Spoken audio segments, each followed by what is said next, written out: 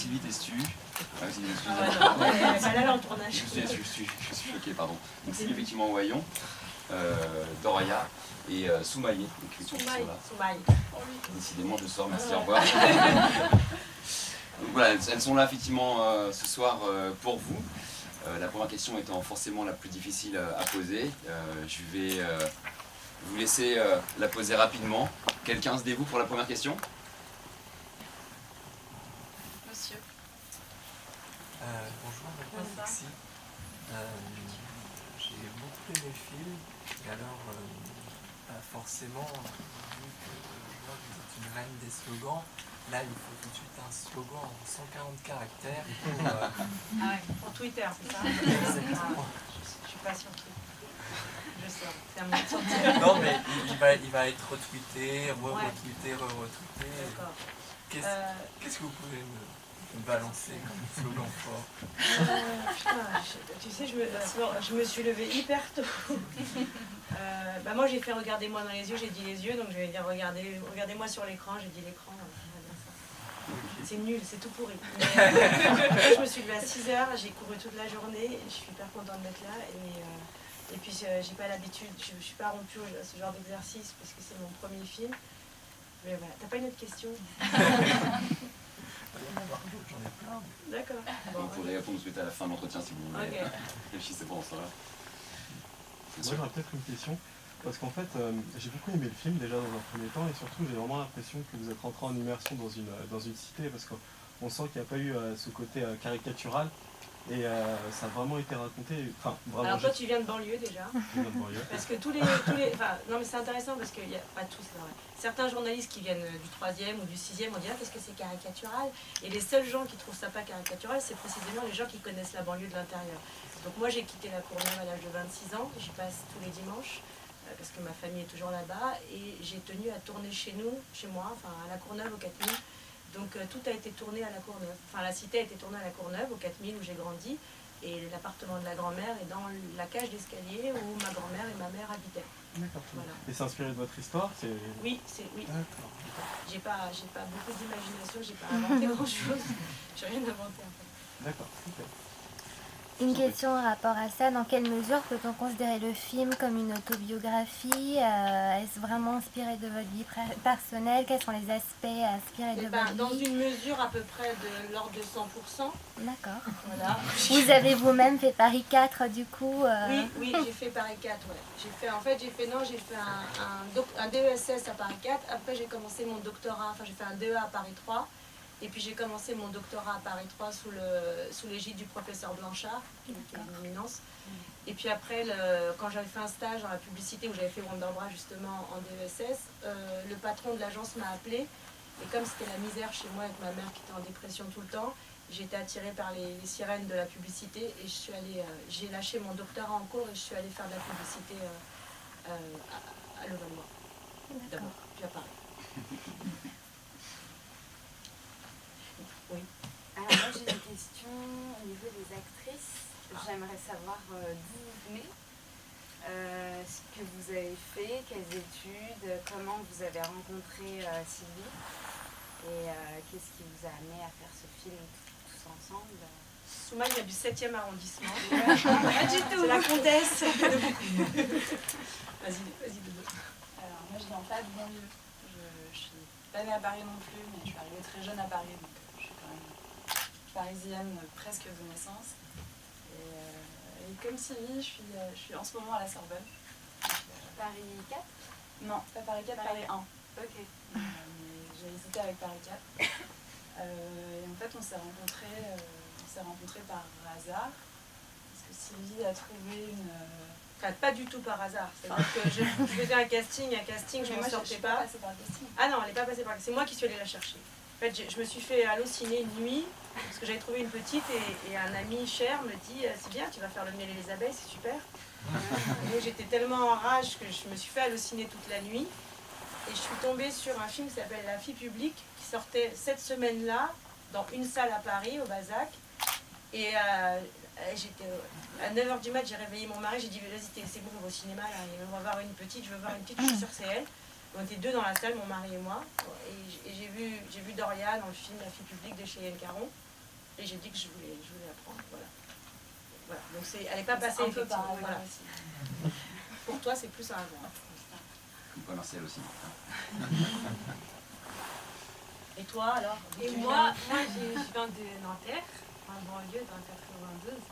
Et pour faire ce film, j'ai regardé sur Internet. Je regardais des sites de casting et tout, et puis je suis tombée sur l'annonce. Et c'est comme ça que j'ai fait le film. D'accord. Non, ce qu'elle dit pas, c'est qu'elle a fait un essai, et elle a fait un truc de ouf. Elle a tellement fait un truc de ouf, que même Stéphane Brisé, quand il a vu l'essai pour mon film, il a dit je la veux dans mon prochain film. Voilà. Donc elle a fait une espèce un truc ultra généreux d'improvisation. Elle devait juste porter un manteau et elle a inventé toute une histoire où elle a chouré un truc à la banlieusarde, dans toute sa splendeur. La Nantérienne. La Nantérienne. Et moi j'ai été séduite, et quand j'ai vu l'essai, c'était la 3e, j'avais 45 gamines à regarder, et j'ai dit c'est elle. Donc, tout le monde a dit tu te calmes. J'ai dit non, c'est elle. En plus, si vous venez à la première que j'ai prévue à la Courneuve, vous verrez que la vraie Fatima, qui s'appelle Karima dans la vie, c'est son sosie, quoi. C'est la même, en fait. Donc, en plus, il y avait une ressemblance physique qui était hyper frappante, et une générosité de jeu, et voilà, c'est ma poupée. En tout cas, je confirme, le film n'est pas du tout caricatural. Donc vous aussi, vous venez de banlieue? Oui, 94. Paris 3, puis Paris 4. Ah bah voilà. Décidément, moi aussi, c'est pareil, toi aussi. Ah ouais. Merci l'école publique. C'est ça. Une autre question peut-être?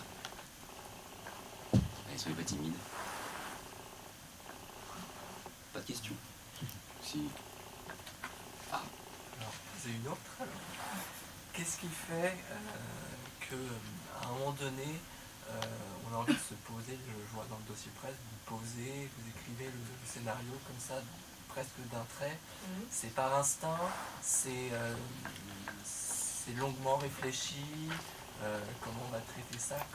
Moi j'ai une formation littéraire assez poussée, et surtout je suis tombée dans les livres très petite. Et j'avais un complexe par rapport à l'écriture, donc j'ai toujours écrit dans mon coin des poèmes, je faisais partie d'un club de poésie de Montbray. Et un jour je me suis fait virer de la pub, j'avais 39 ans, donc je me suis fait virer, j'ai divorcé, genre à peu près au même moment. Et bon, après dans le mouvement, j'ai quand même rencontré mon second mari, et il m'a dit c'est bon, t'as pris cher, t'as pris de la thune, t'as pris cher avec ton divorce, t'as fait ce qu'il fallait, t'as payé ta maison, tes gosses sont habillés correctement, maintenant calme-toi avec la pub, fais ce que t'as envie de faire, écris. Donc mon mari m'a dit écris ton histoire, parce que ton histoire personne ne la croit. Je la racontais pas beaucoup, mais lui-même quand je lui ai raconté, il m'a dit c'est pas possible. Déjà t'appelais Munier, parce que mon nom de jeune fille c'était un nom bourguignon, parce que mon beau-père m'avait reconnu. Mon père était kabyle, ma mère était juive, et j'avais une tête bizarre et j'avais un nom bourguignon, quoi. Donc déjà c'était, il m'a dit écris ça va te décharger. Et je l'ai écrit, et en fait le premier éditeur chez qui je l'ai envoyé c'était Robert Laffont, que c'était le plus gros en fait, et ils m'ont tout de suite dit, Nicole Lattès m'a dit ne bougez pas, je vous signe pour 5 livres. Donc j'ai enclenché l'écriture, comme je suis une bonne élève et qu'on m'avait signé un contrat sur 5 livres, j'ai publié tous les 1 an et 3 mois à peu près, un livre. Donc là j'ai le 4e qui sort en janvier, puis le 5e et je suis en train de l'écrire. Et quant au cinéma, c'est un ami publicitaire qui connaissait mon producteur Michael Gentil et qui nous a mis en contact. Je n'avais pas du tout des velléités. Non, c'est pas vrai. J'avais des velléités de cinéma. En fait, je voulais que Sylvie Verret le réalise parce que je trouve que c'est une réalisatrice exceptionnelle, très très droite, très intègre. Et donc, je lui ai donné le livre à lire. Et je lui ai dit, écoutez, je l'ai contacté par Facebook. J'ai dit, si ça vous intéresse pas, vous ne me rappelez pas. Puis si ça vous intéresse, on boit un café. Et elle m'a dit, je trouve génial ton livre. Donc, écrivons le scénario, puis après, on verra. Et moi, j'ai dit, je ne vais pas le réaliser parce que je suis scolaire, c'est pas ma formation, moi j'ai une formation littéraire. Et là, elle m'a dit, avec mon producteur, les deux m'ont dit, si, tu peux le faire. Tu peux le faire, tu as les bonnes références, l'histoire, tu la portes en toi. Et puis après, la rencontre avec un chef opérateur que j'ai choisi. Pareil, je suis allée fouiller sur Internet, voilà, j'ai regardé des bandes de réal. Et je passe beaucoup de temps sur Internet, donc si vous me défoncez, les blogueurs, je vous adresse. Et donc là, j'ai rencontré Laurent Brunet et ensemble, voilà, on a élaboré le film. D'autres questions peut-être? Ah, putain. Je voudrais savoir, est-ce que vous considérez encore aujourd'hui que le seul moyen de réussir, c'est de partir de la banlieue? Pas du tout. Pas du tout, mais il faut se situer. Moi, je suis à la fin des années 80. à l'époque, le système universitaire est sectorisé. Donc en fait, il y avait un truc très violent, c'est si tu grandissais dans le 93, tu faisais tes études à Saint-Denis. Je ne sais pas si tu connais la fac de Saint-Denis, mais il y avait des très très bons professeurs, mais c'était quand même pas mal stigmatisé. Tu vois, c'était un endroit où puis il n'y avait pas toutes les formations. Je pense que les choses, elles ont évolué, en dépit du fait que l'ascenseur social, il est quand même pas mal cassé. Et puis moi, j'avais un truc très petite, c'était de me dire... je trouvais ça très injuste. J'ai adoré ma vie dans ma cité. Tu vois, je fais un film sur ma cité. C'est pas de l'opportunisme du tout. C'est chez moi. Je suis allée shooter chez moi. On n'a eu aucun problème, etc. J'ai voulu rendre hommage au Cournevien. J'ai voulu rendre hommage à ma ville. Mais quand même, c'est pas normal d'entasser les gens comme ça dans des appartements où on entendait le voisin. Tu vois, les murs sont pas épais. Et j'étais très très oppressée, en dépit du fait que ça m'a donné un socle très fort. C'est-à-dire que moi, je suis à l'aise partout. Parce que j'ai appris le vice, parce que je sais me sortir d'une situation un peu tordue, parce que les gens, je les vois arriver, j'arrive à peu près à les scanner. Sauf mon ex-mari. Mais non, voilà, c'est plus dur quand tu viens de banlieue. C'est plus dur quand tu as un nom qui n'est pas à consonance française. Aujourd'hui, je pense, hein, aujourd'hui et hier aussi quand même, et on est encore dans l'époque touche pas à mon pote, etc. Donc c'était un peu à la mode, tu vois. Mais quand même, je crois que c'est compliqué d'y arriver. En fait, d'y arriver, c'est-à-dire de faire ce que tu as envie de faire. C'est pas d'y arriver socialement quand tu viens de banlieue. Mais il y a de très jolies choses qui se passent en banlieue. Il y a plein d'associations. Il y a des réussites. Il y a des réussites flamboyantes. Bernard Tapie et des Bourget, par exemple. Mais même à un plus petit niveau. Moi, j'ai grandi avec Kamel Wally. Donc ben voilà, Kamel... Mais aujourd'hui, Kamel, il habite près de la place Vendôme, tu vois, parce que... Non, mais tu vois ce que je veux dire? Voilà. Comment? A posteriori. Oui, a posteriori, mais on renie pas d'où on vient, tu vois, on renie pas... Mais c'est vrai que, faut pas se mentir, 200 mètres carrés haussmanniens devant la Tour Eiffel, c'est mieux que 80 mètres carrés à 8 devant les poubelles, c'est sûr. Voilà, je te parle juste de cadre de vie. Après, sur les relations humaines, bah, vous verrez, à la Courneuve, il y a toutes mes copines qui seront là. C'est comme ça. On a grandi ensemble. J'ai beau avoir fait le tour du monde dans un sens et dans l'autre, je reviens toujours dans ma cité. Moi, je voulais savoir pourquoi Marc Lavoine, si c'était un premier choix, comment s'était passé le contact avec lui, le premier contact? C'est un premier choix. C'est un choix sur lequel j'ai même résisté. C'est pas mon idée, c'est l'idée de Sylvie Verred. En fait, d'abord, je pensais à quelqu'un comme Benoît Poulvord, et puis après, je me suis vite ravisée en me disant qu'il était vraiment trop connu, qu'il allait vampiriser le film. Je voulais pas une méga star, je voulais vraiment donner la part belle aux petites. Pas aux petites qui sont plus grandes que moi, mais... et Marc, je sentais chez lui de la violence. Et Sylvie Verred, c'est elle qui m'a la première à évoquer le nom de Marc Lavoine. Elle m'a dit, tu sais, c'est un mec de banlieue en fait, c'est un mec de Vissou. Après, c'est la banlieue blanche, mais c'est la banlieue quand même. J'ai dit, je savais pas, parce que je me renseigne pas sur la vie des gens. Et quand je l'ai rencontré, j'ai senti qu'il avait de la colère en lui, une violence rentrée. Je vais pas vous raconter sa vie, il le fera s'il veut, mais je me suis pas trompée en fait. Il portait cette violence en lui, quelque chose à réparer. Et donc, au premier petit déjeuner qu'on a pris ensemble, j'ai dit, c'est lui, quoi. D'autres questions? Pour Soumaï, pardon, désolée. Et du coup, maintenant, vous allez devenir actrice à plein temps et à plein de choses. J'espère. J'espère, parce que là, c'est mon premier film. Et tout ce qui se passe là, c'est pas évident. C'est la première fois que là, je parle devant des gens et tout, ça fait bizarre. Mais j'espère que je vais devenir à plein temps, j'espère. C'est lui dans le cinéma. Ouais. Mais dis. De quoi? T'as quand même des grands réalisateurs qui te. Non, mais ça, les gens, ils sauront après. Genre, tu fais quoi? Elle me dit, je suis avec un grand réal sur les quais, on marche, quoi. Donc, voilà. Et du coup, pour les actrices, comment vous êtes amené à vous être lancé dans le théâtre? Enfin, c'est quelque chose que vous avez toujours fait? Enfin, par exemple, Soumaï, c'est quelque chose que tu as toujours voulu faire? C'est quelque chose que j'ai toujours voulu faire et j'ai jamais pris de cours de théâtre. J'ai voulu me lancer dedans en mode à la Walligan, comme on dit chez moi. J'ai voulu faire ça comme ça et je me suis dit ça passe ou ça casse. mais ça va pas. Ça, c'est- Moi, j'ai pas pris de cours de théâtre non plus. D'accord. J'en ai pris 1 an très jeune. J'ai commencé le cinéma assez tôt, par hasard aussi. J'ai commencé à 9 ans. Ok. Après, j'ai continué avec mes études à côté pour assurer un avenir certain. Voilà. C'est vraiment ce que j'ai envie de faire. Tu avais une question? Oui. Déjà, je voulais vous dire bravo. Moi, je travaille à la Courneuve, donc c'est agréable de voir des lieux comme Vaudremont, etc. Donc c'est vraiment des lieux de la Courneuve, c'est des gens de Tu viens le 6 à la Courneuve, à l'étoile? Ouais, je savais pas, j'allais vous demander aussi. Bien, allez. Très bien. Par contre, j'ai une question un peu intrusive, vu que c'est autobiographique et que ça m'intrigue, j'ai un peu la suite en face de moi. J'aimerais savoir si vous êtes finalement allé à Bijaya ou pas. Ouais, je me suis fait mordre par un singe. Je suis rentrée. Ah, vous êtes allé Ouais, Tizi et, Ouzou. ouais, je suis allée à Tizi, je suis allée à Béjaïa, et puis on m'a dit petit Kabylie. Non, et on m'a dit c'est parce que t'es juif qui te mordent les singes. Donc je suis rentrée dans mon bled français. Très bien. Ouais, je suis allée au bled. D'autres questions? Bien sûr. C'est une question des internautes. Est-ce que vous pourriez nous raconter votre moment préféré sur le tournage, chacune? Elle, c'est quand elle est toute nue. Moi, c'est quand on tue le mouton. C'est violent. Je crois que ça a été la toute première séquence qu'on a tournée. Pas pour la séquence elle-même, mais pour la découverte en fait du plateau avec tout le monde. Puis il y avait tous les figurants, il y avait tous les... Enfin, j'ai vu toute l'équipe en même temps, j'étais terrorisée. Je crois que c'était le meilleur moment.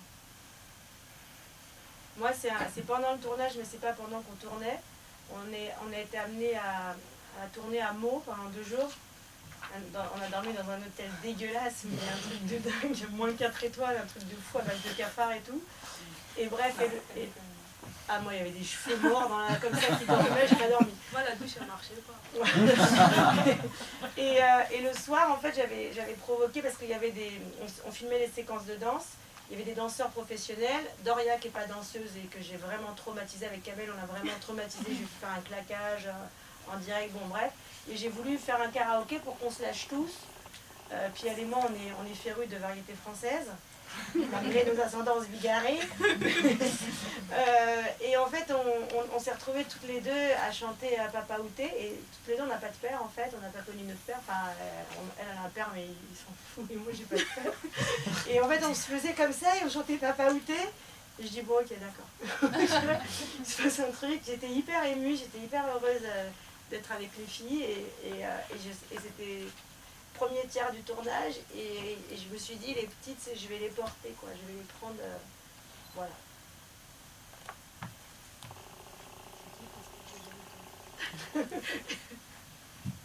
Ah, moi, j'ai pas répondu. Moi, mes moments préférés dans le film, c'est les scènes où je suis avec ma famille, la scène de notre fille de mouton.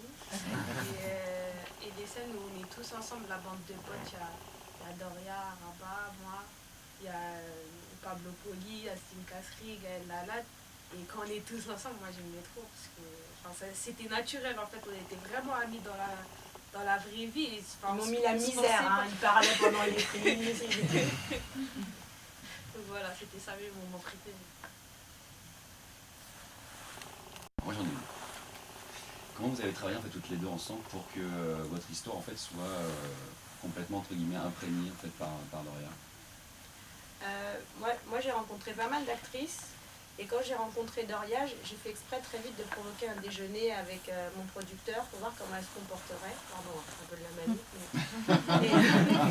Et j'ai trouvé hyper digne parce que moi ce qui m'a caractérisée dans mon parcours, c'est que j'étais jolie quand j'étais jeune. Là vous dites mais non, j'étais jolie quand j'étais jeune et j'ai jamais cédé à cette facilité-là. Là c'est ma belle-fille. Doria est très belle et je voulais voir si elle allait minauder et en fait elle était d'une dignité, d'une droiture. Donc j'ai dit ok, l'essentiel il est là. Il se trouve aussi que tous les deux on a un père musulman, moi j'ai un père kabyle et la dureté berbère comme ça qu'on peut avoir chez nous, n'est-ce pas,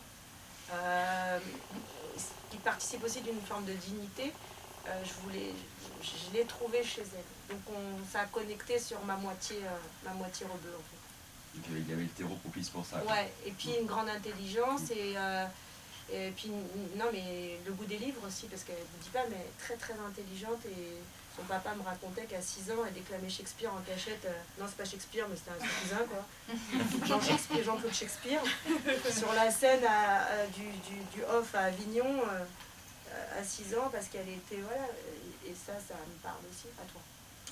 Alors moi je vais me mettre sur quelque chose d'un peu plus concret. Il y avait aussi le livre de Sylvie dont le film est tiré, et forcément c'est un livre, donc on peut dire beaucoup plus de choses sans une contrainte de temps, quelque chose comme ça. Donc j'ai lu et relu son livre, et j'ai réussi à cerner un peu plus le personnage. Puis après on a beaucoup discuté aussi. Il m'a raconté toute sa vie, même pas uniquement son adolescence, mais après tout ce qui s'était passé, pour que je puisse comprendre comment ce personnage pourrait évoluer ensuite. Enfin, voilà, on a beaucoup discuté, puis c'est vrai que le livre m'a beaucoup servi aussi pour le film. Et puis on est toutes les deux très pudiques, donc moi je racontais ce qu'il y avait dans le livre et elle m'a envoyé des mails.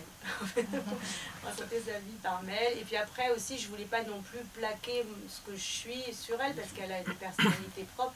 Je voulais juste qu'il y ait des points de contact rassurants, comme la droiture, la dignité, et pas se servir de son physique. C'est une dernière question. Ah, encore deux, très bien. Je voulais savoir si vous aviez vu Stella de Sylvie Verret, et d'une manière plus générale, dans quelle mesure son travail a influencé votre film. Alors, c'est Stella qui m'a donné envie de la contacter, parce que elle, c'est une ch'ti du Nord, tout ça, fille de cafetier, donc on n'a pas du tout la même histoire. Hormis, en fait, il se trouve que mes 3 écrivains préférés, ce sont ces 3 écrivains préférés, qu'il y en a 2 qui sont montrés dans Stella. Donc quand je suis sortie du Saint-Lazare-Pasquier, j'ai vu Stella, j'étais comme ça, je marchais pas droit.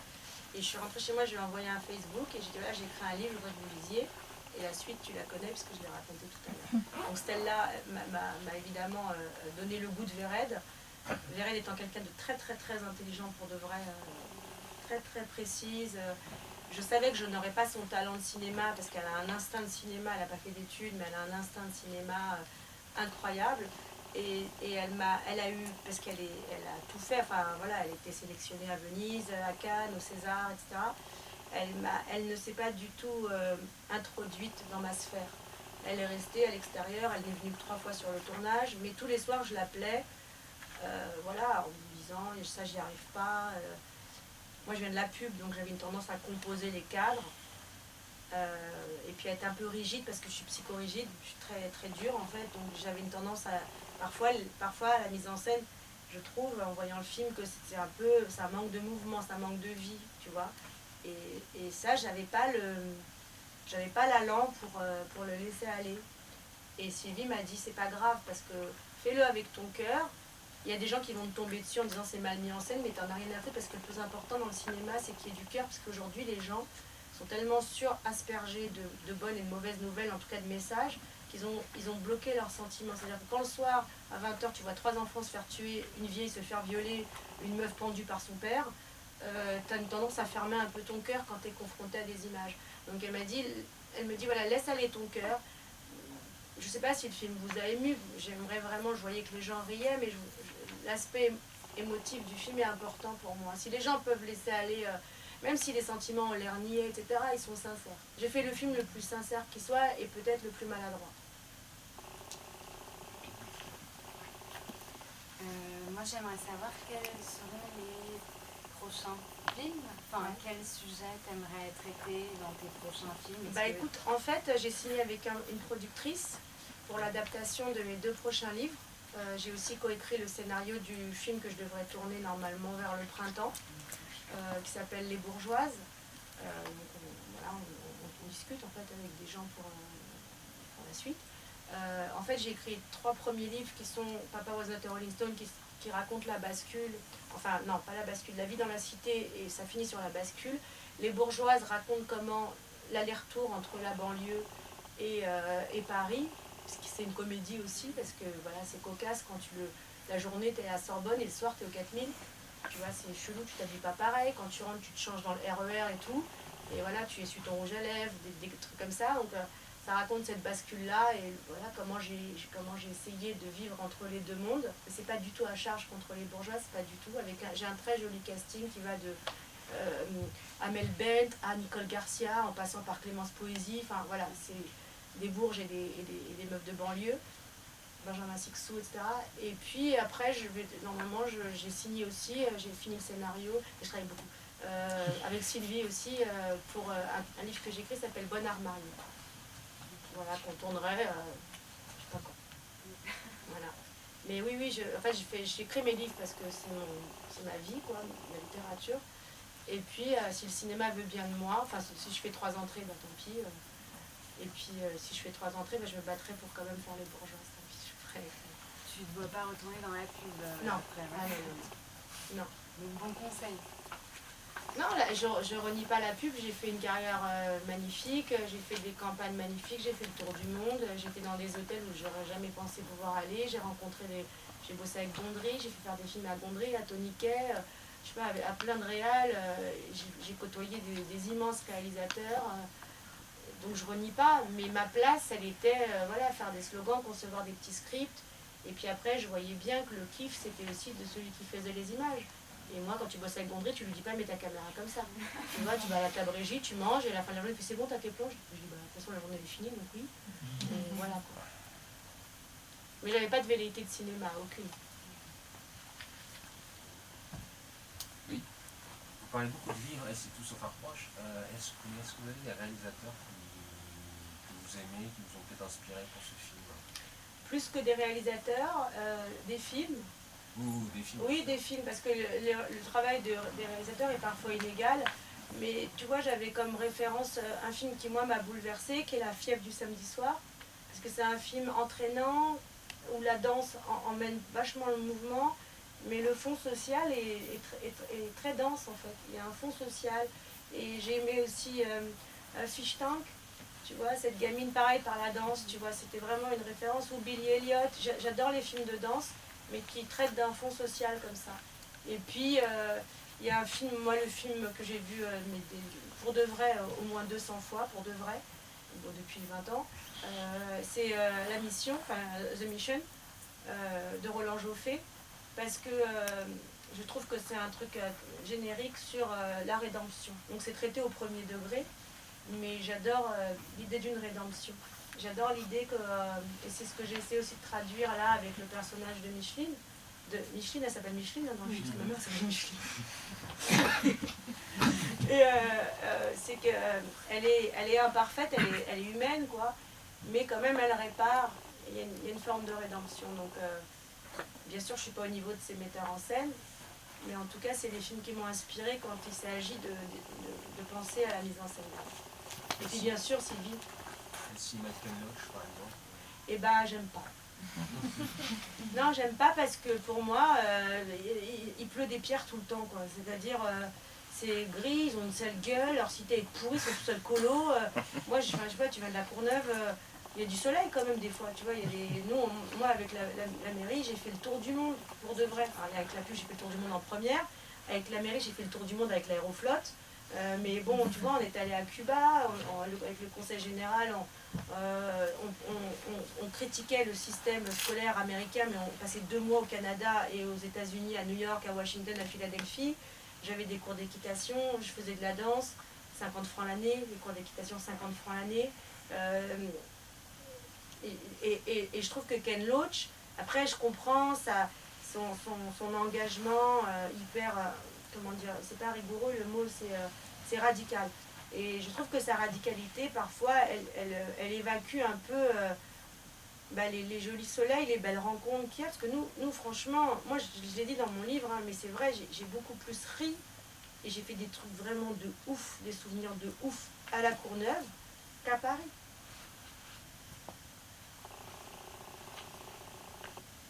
Merci.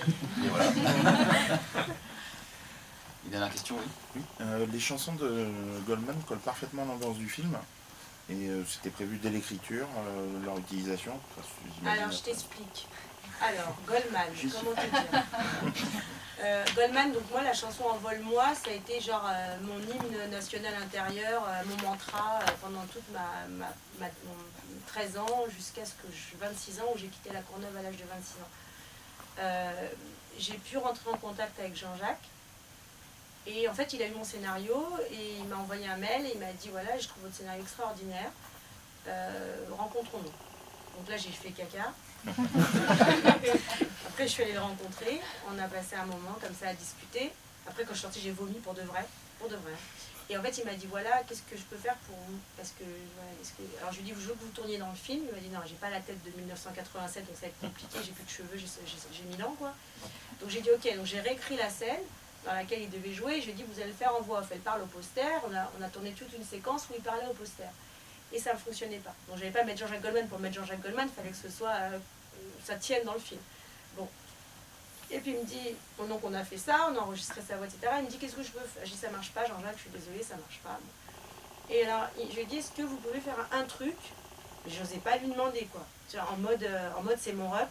Et donc je lui ai dit est-ce que vous pouvez me faire Envole-moi juste avec la voix, la guitare, comme si vous chantiez. Et je lui ai dit, tu sais, votre voix, c'est le violon de Varsovie, en fait. Il y a un truc comme ça, là, qui part. C'est hyper touchant. Et c'est comme si vous chantiez une berceuse à l'oreille de Doria. Parce que moi, je l'écoutais en m'endormant, la chanson. Mais sauf qu'elle est pleine de machin, donc je ne la connais pas, j'étais comme ça. Donc, est-ce que vous pouvez la faire, voix guitare, comme si vous la chantiez à l'oreille de la petite fille? Il m'a dit, ouais, d'accord. Et donc, il l'a faite. Et donc, je lui ai dit, je vous envoie un ingénieur du son. Il m'a dit, c'est bon, je suis équipée. Je dis, ok. Et ensuite, il m'a envoyé le morceau en MP3. J'étais avec Vered et je vois le mail de Jean-Jacques qui arrive. Et là, je commence à écouter. Je peux pas. Et je l'ai donné à Sylvie. Et Sylvie, elle a écouté comme ça. Et après, elle a fait ça, elle a dit il t'a donné son cœur. et ensuite, on l'a mis. J'ai voulu la mettre dans le casque du chef-op quand on a tourné une scène que j'ai pas montée où Doria est toute seule sur son lit, parce que moi j'étais toute seule sur mon lit comme une crevarde à écouter Jean-Jacques Goldman. Et mon chef-op, c'est un hard metal, n'est-ce pas? Hardos metal comme ça, là, à base de cheveux comme ça. Enfin, il est chaud, mais et il avait les larmes aux yeux et il a dit c'est beau quand même. Hein. Donc, voilà. J'ai parlé beaucoup. C'est bien. Et après les autres chansons, Puisque tu pars, parce qu'elle elle traduit bien, j'adore cette chanson, et c'était ma chanson de la culpabilité en fait. J'en parle dans Les Bourgeois, c'est ma grand-mère, quand j'ai quitté Paris, elle m'a dit c'est bien, tu crois quoi, ils ont 2 trous du cul, elle m'avait dit comme ça, mais c'est bien, va là-bas, tu vas manger des cailloux, viens ici, que tu vas manger des sushis en plastique. Bon. Et j'écoutais Puisque tu pars pour bien me culpabiliser le fond juif, tu vois. Et puis la troisième, c'est Envole-moi. Non, c'est Quand la musique est bonne, je voulais un hit qui traduise un peu de complicité avec la mère. Parce que le seul moment que j'avais de complicité avec ma mère écoutait James Brown. Et elle écoutait James Brown, et moi j'écoutais la variété française. Elle me dit putain, qu'est-ce que t'es chiante, elle a déjà éclaté à base de funk et tout ça. Bon, ouais. Merci beaucoup. De rien. La question. Moi en fait j'avais vu Stella et j'avais adoré, c'est un de mes films préférés. Et je trouve que vous faites un peu la même chose avec l'actrice principale, c'est-à-dire que elles ont beaucoup de problèmes dans leur famille ou même dans leur univers. Et elles arrivent quand même à rester fortes et à avoir un but. Et puis même Stella, elle vient d'un quartier ou d'un milieu vachement prolétaire en fait. Et elle arrive quand même à se dire voilà, je vais dans un bon lycée, un bon collège. Et elle se dit voilà, j'ai quand même un avenir et je vais prendre ma chance. Et même si je viens de cet univers-là, je peux quand même accéder à une certaine... Ouais, alors c'est pas tout à fait vrai parce que dans Stella, elle est mauvaise élève. C'est-à-dire la mère est convoquée, elle a des mauvaises notes. Et puis j'ai envie de te dire, en fait c'est l'histoire de Sylvie. Sylvie, elle avait un café, ses parents avaient un café à Bercy, à l'époque où c'était la zone urbaine en fait, vraiment la surzone des toxicos et des cafés. Et en fait, de fait, elle a été mise dans un collège qui était dans son secteur. Donc elle s'est retrouvée dans le 20e. Mais Sylvie était mauvaise élève, très intelligente, férue de littérature. Elle lisait Marguerite Duras à 8 ans, mais mauvaise élève, ce qui n'était pas mon cas. Et Sylvie n'a pas cherché la réussite scolaire, parce qu'elle n'était pas bonne, elle n'a pas fait d'études, etc. Alors que moi, on ne m'a pas dit tu vas aller à la Sorbonne, moi je l'ai arraché. Je l'ai arraché parce que en fait, j'ai rencontré une conseillère d'éducation, d'orientation, qui m'a dit, je te jure, elle m'a dit tu sais qu'on a un parc classé au palmarès européen des parcs nationaux à la Courneuve? J'ai dit ouais. Elle a dit tu sais qu'il est où le parc de la Courneuve? J'ai dit ouais. Et bah tu crois que tu fais pas le paysagiste? Le paysagiste c'est bien ça. Et d'accord, j'ai dit bah non j'aime pas la nature donc ça va être compliqué. Et puis elle m'a dit c'est pas mal, c'est joli. Coupe des cheveux, il y a toujours des cheveux à couper. Donc la meuf, je pouvais pas le mettre dans le film parce que si je le mets on va pas me croire. On va dire oh, c'est caricatural. Mais la meuf elle m'a dit, alors que j'avais les meilleures notes, pas de la classe, de l'école, elle me dit fais coiffure ou plante des graines. J'ai rien contre les jardiniers, tu vois.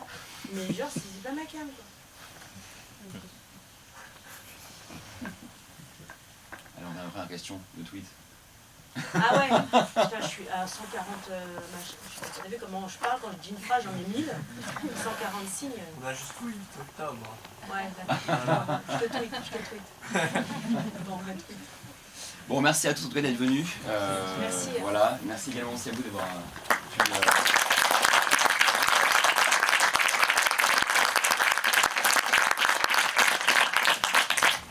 Faites-nous plein de belles critiques, vraiment, parce que le film...